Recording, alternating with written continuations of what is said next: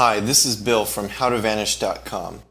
One of the things affecting our privacy is our dependence on goods and services. And one of the main things that we depend on are our utilities, things like electricity, water, and sewer. A lot of people think that going off-grid is some romantic idea that you have to go and find a remote property in the middle of nowhere to do. But by going off-grid, you can actually reduce your dependence on utilities, things like electricity, water, and sewer, and protect a lot more of your privacy. And the good thing is, you don't necessarily have to go to some remote cabin in the middle of nowhere to get that privacy. So here are a few ways that you can become resource independent, generate your own electricity, get your own water, and take care of your own sewer. First off is electricity. Fortunately, with electricity, there's a lot of ways that you can generate it yourself. You can use one system, but probably the best way to do it is to combine a bunch of different systems. There's solar panels that you can install, collect solar power. You can use wind turbines. You can use battery power, and even have a standby generator to recharge those batteries. And it's also really popular to use propane or other gas-powered appliances. Now, one or a combination of all of those can create more than enough power for the average household. You can supplement your strategy by using low consumption energy appliances and light bulbs and things like that. And maybe even adjusting your lifestyle a little bit, turning off the TV a little bit more often, maybe learning to play the acoustic guitar instead of the electric guitar. Fortunately, a lot of people are out trying to save the planet, so there's a lot of products that help reduce your electricity consumption. There are a few things to consider with where you live too. There are obviously some places where solar power will be more popular than other places, and some places where wind power won't be very effective. But you can factor that into your overall electricity production plan. If you can generate enough of your own electricity, then you don't have to be paying your utility bill to the electric company all the time.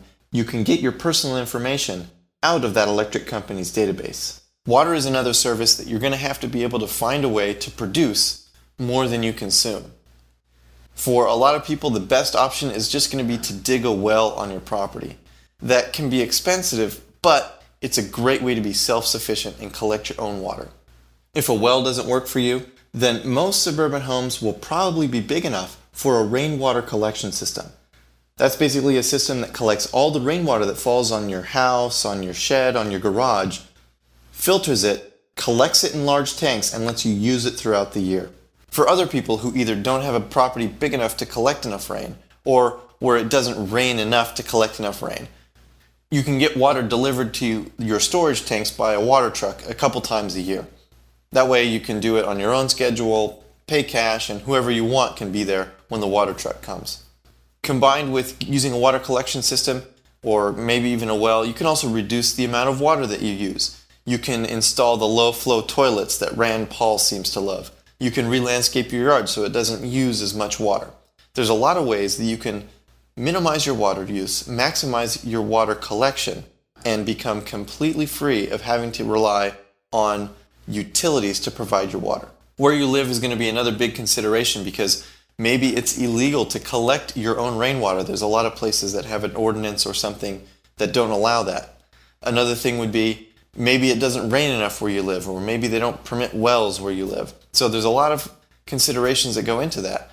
But for a lot of even suburban homes, a rainwater collection system is a really viable option.